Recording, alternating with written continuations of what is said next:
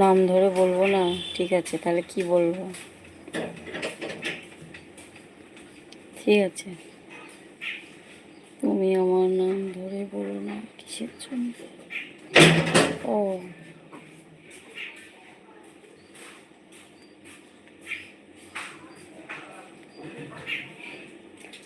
তুমি রাতে লাইভ করো বন্ধু? না, আমি রাতে রাতে করি না, সকালেই করি। তবে আমার ইউটিউবে আর একটা চ্যানেল আছে, সেটা হচ্ছে আশা কমেডি শর্টস। সেটা আমি রাত সন্ধ্যে 7:30 থেকে আসি ওখানে।